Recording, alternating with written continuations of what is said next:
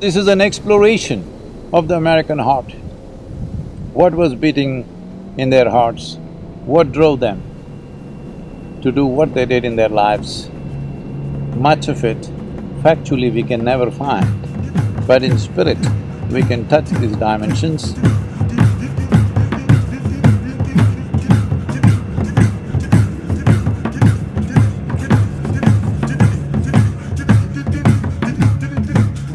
I'm from the Umatilla tribe. We are so honored and so humbled to have you here present on our soil. Welcome to Turtle Island.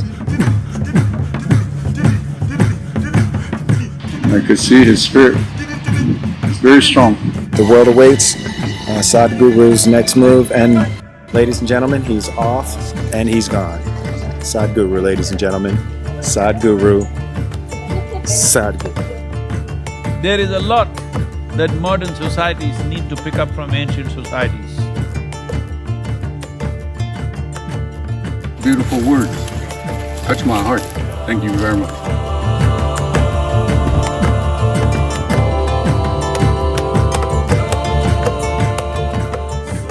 This is a wonderful opportunity for us to be able to enjoy this time with you.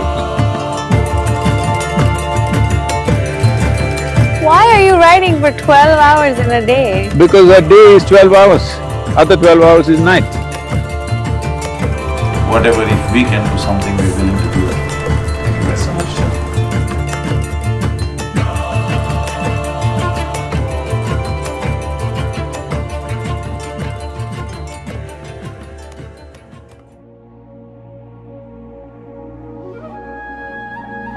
There are still many aspects of this nation, this land, these people. We are seeing how to look at bringing out the dimensions which are hidden from the eyes of a tourist brochure. So this is an exploration of the American heart. Let's see what we discover. Let's see what exciting things we encounter and what amazing sights we definitely bound to have.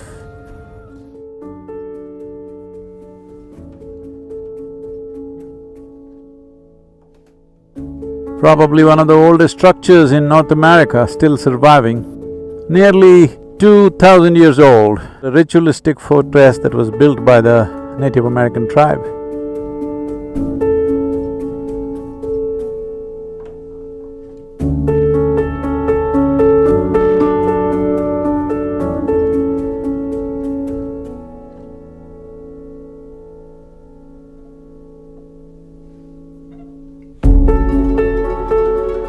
The Native Americans who built mounds for various purposes, built cities along the Mississippi banks.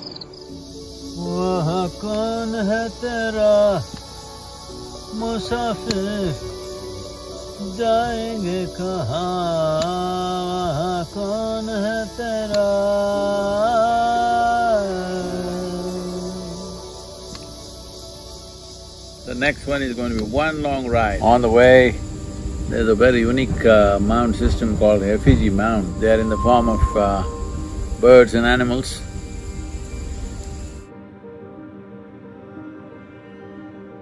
Evening, after the effigy mounds, we rested there for a couple of hours and started off just before midnight, back to old ways.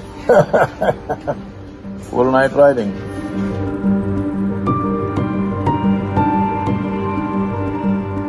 This is American buffalo. In many ways, it's the buffalo migrations which determined the Lakota life. Killing of the buffalo was a part of the strategy to starve the Lakota nation, and it worked, unfortunately. We will be going west towards Black Hills in the next couple of days, and we will be exploring this possibility of who they were, their spiritual process. They had very elaborate systems of rituals. We will explore these dimensions.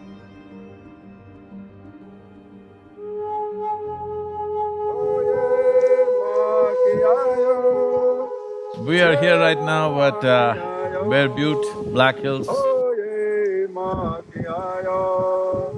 Gift that I'm going to present to my friend is not coming from me. It's coming from this mountain, from the Creator. These are the most sacred to us. I can see his spirit. It's very strong. With absolute passion for everything around them and a certain sense of dispassion about their own life, about their own death. I think there is a lot that modern societies need to pick up from ancient societies because there was a certain cohesiveness with life around them. Without that cohesiveness, everything seems to be a problem.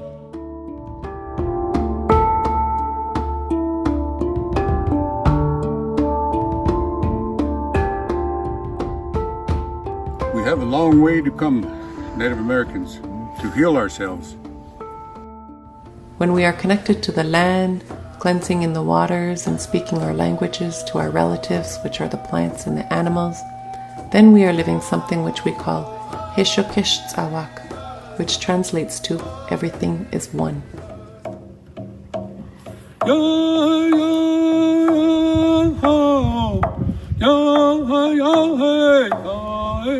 People are talking about ecology as a science. That way it'll never work. Ecology should become our heart, as it was for the indigenous people here. Their heart was land.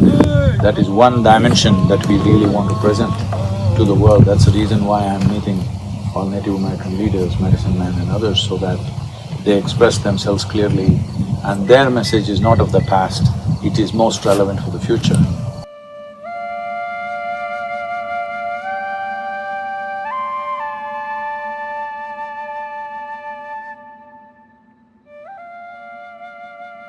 Matotipila, in my experience, in the entire North American continent, at least in United States and Canada, I would say, is probably the one most powerful space that you can see in this part of the world. Tab, you are a singer, you must spend minimum 3 days at this Matotipila, especially on the full moon night. I'm telling you, you will realize something tremendously powerful. Anybody who realizes or opens up the throat center, their ability to connect with life, I'm saying when I say connect with life, you can touch beyond your physical reach, literally touch.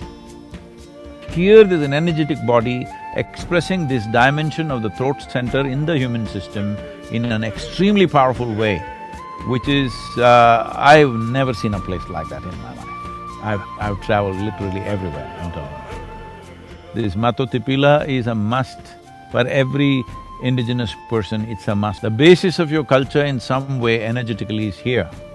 And with connecting with that could also be the liberation for the future. I wish our leaders thought like you, man. I love that. I commend you, Sadhguru, for thinking like that. I love that oneness mentality. We need more of that.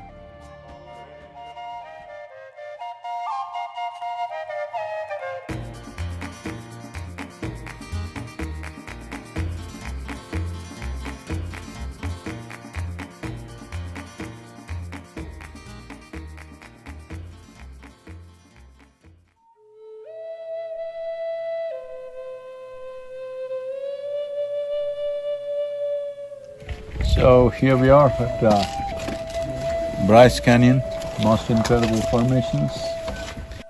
They're almost like frozen people the way it looks. Definitely the important thing is people lived here for 10 to 12,000 years without disturbing anything, without pulling down anything. That is the significance.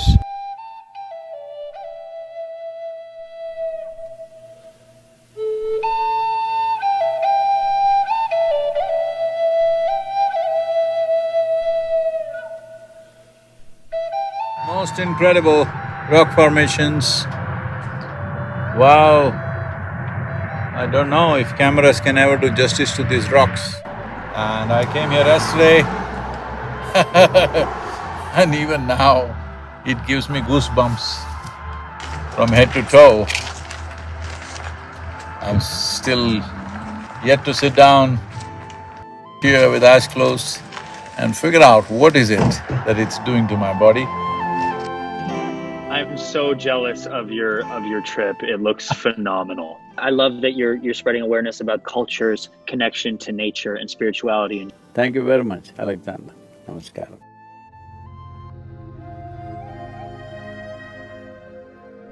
These tremendous structures of nature for millennia has been an inspiration for the Hopi, for their explorations, for them to come and wonder about the nature of the Creator. If you're in this valley, even now I'm saying, if you stay in this valley for a few weeks all by yourself, the very energy and the tremendous power that these rock structures exude would leave you in some way transformed.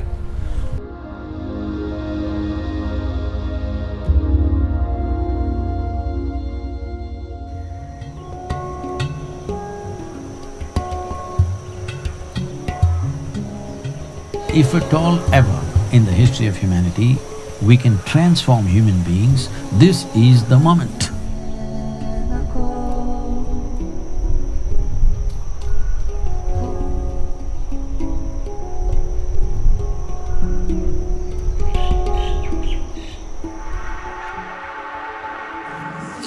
Initially I thought it's the rocks, but it's the very space, and it's so sensitive to human presence, and I'm sure those natives who are sensitive to this dimension would definitely say there are spirits working upon them, which they're not very wrong in a way. It's the spirit of the earth, but there's a phenomenal amount of energy flow.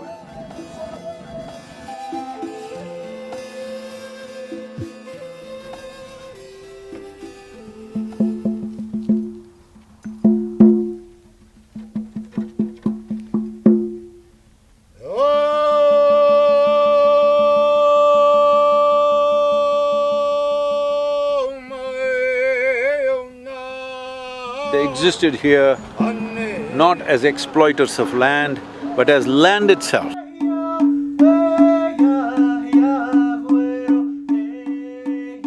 Meeting, conversing, understanding, and above all, projecting the image of Native American people in a positive and relevant way to the rest of the world. This is the mission.